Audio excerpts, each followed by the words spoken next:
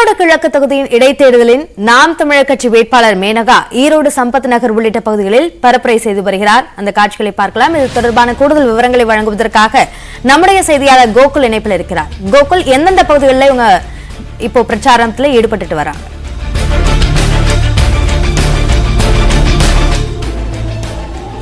ஈரோடு கிழக்கு சட்டமன்ற தொகுதி இடைத்தேர்தலுக்கான வாக்கு சேகரிப்பு அந்த கிழக்கு தொகுதி முழுவதும் பல்வேறு கட்சிகளை சார்ந்தவர்களும் வெகு தீவிரமாக தேர்தல் பரப்புரையில் ஈடுபட்டு வருகிறார்கள். ஒவ்வொரு கட்சியிலும் கட்சி தலைவர், வேட்பாளர் மற்றும் அது கட்சியினுடைய பிரச்சாரகர்கள் என பல்வேறு பகுதிகளில் ஒரே நேரத்தில் தேர்தல் பிரச்சாரத்தில் ஈடுபட்டு வருகிறார்கள். அந்த வகையில் தற்பொழுது ஈரோடு சம்பத் நகர் உள்ளிட்ட பகுதிகளில் நாம் தமிழர் கட்சியினுடைய வேட்பாளர் மேனகா அவர்கள் தேர்தல் பரப்புரையில் ஈடுபட்டு வருகிறார். அவர் அங்கே பாட்டு பாடியும் வாக்கு சேகரித்து வருகிறார்.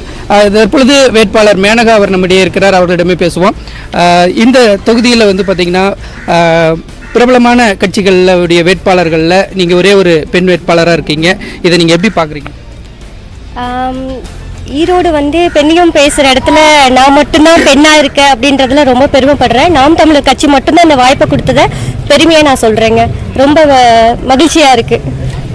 நீங்கள் என்ன படிச்சிருக்கீங்க? இப்போ என்ன பணி செஞ்சுட்டு இருக்கீங்க? எதுக்காக இந்த போட்டியிடுறீங்க? அது நான் இளங்கலை அறிவியல் ஆடை வடிவமைப்பு துறை பயிற்சி முடிச்சிருக்கேங்க. மருத்துவ பிரதிநிதியை இப்போ ஒரு தனியார் கம்பெனியில் வேலை பார்த்துட்டு இருக்கேன். நான் நாம் தமிழர் கட்சியில் ஒரு 10 வருடமாக நானும் என்னோட கணவரும் இருந்துட்டு இருக்கோம். அவர் நான் ஈரோடு நாடாளுமன்ற பொறுப்பாளராக இருக்காரு.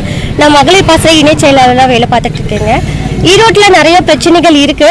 அதிகாரத்துக்கு இல்லாதப்பயே நாம் தமிழர் கட்சி மட்டும்தான் மக்களோட போராட்டங்கள்ல நிறைய இடத்துல நாங்கள் இறங்கி போராட்டம் பண்ணிட்டு இருக்கோம். இது எனக்கு கிடைச்ச ஒரு நல்ல வாய்ப்பு. மக்களுக்கு ஒரு அரசியல் சேவை பண்றதுக்கான வாய்ப்பு தான் நாம் தமிழர் கட்சி எனக்கு கொடுத்துருக்காங்க. நிச்சயமா இதில் வெற்றி பெற்று ஈரோடு கிழக்கு தொகுதி மக்களுக்கு ஒரு நல்லது செய்யறதுக்காக தான் வந்திருக்கோம். அதே மாதிரி தமிழ்நாடு முழுக்க ஒரு எடுத்துக்காட்டாகவும் இருக்கும். நான் ஈரோடு கிழக்கு தொகுதி அந்த மாதிரி ஒரு அரசியல் அந்த மக்கள் சேவையை நான் நிச்சயமா செய்வேன். இப்போ நீங்க பல்வேறு யுத்திகள் ஒவ்வொரு கட்சிகளும் பங்கிட்டு இருக்காங்க. நீங்க எந்த மாதிரி புதுமையான முறையில் பிரச்சாரம் பண்றீங்க? மக்களுக்கு எங்க கொள்கையை எப்படி கொண்டு போகணுமோ அந்த மாதிரி கொண்டு போயிட்டு இருக்கோம். நேற்று முரசு கொட்டி மக்களுக்கு எங்களோட கொள்கையை கொண்டு போய் சேர்த்துட்டு இருந்தோம்.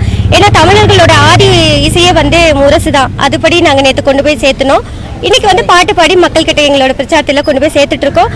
அதையும் தாண்டி அந்த கட்சிகள் என்ன பண்றாங்க? காசு தானே கொடுத்து மக்கள்கிட்ட வாக்கு வாங்கிட்டு இருக்காங்க. நாங்கள் எங்களால் எங்களோட கொள்கையை கொண்டு போய் சேர்த்துட்டு இருக்கோம். மக்களும் நல்ல விழிப்புணர்வோடு இருக்காங்க. அவங்களுக்கு என்ன தேவைன்றதுல எங்களுக்கு தெரியுதுன்றது மக்களும் உணர்ந்திருக்காங்க. இதே போல பல்வேறு பகுதிகளும் அதாவது இந்த ஈரோடு கிழக்கு தொகுதியில் வீதி வீதியாக வேட்பாளர்கள் மற்றும் கட்சியினர் பிரச்சாரம் செய்து வருகிறார்கள். மொத்தம் இந்த தேர்தலில் 77 வேட்பாளர்கள் களம் காண்கிறார்கள். இது கிட்டத்தட்ட கட்சி தலைவர்கள், பிரமுகர்கள் மட்டுமல்லாமல் பல்வேறு கட்சியினுடைய தொண்டர்களும் வெவ்வேறு மாவட்டங்களிலிருந்து இந்த ஈரோடு கிழக்கு தொகுதியில் முகாமிட்டு ஒரு திருவிழா கோலம் போல வீதி வீதியாக தேர்தல் பரப்புரை நடைபெற்று வருகிறது. நாம் தமிழர் கட்சி வேட்பாளருடைய இந்த பிரச்சாரம் குறித்த விவரங்களை பதிவு செய்தமைக்கு, அவரோடு கலந்துரையாடி பதிவு செய்தமைக்கு நன்றி பாபு.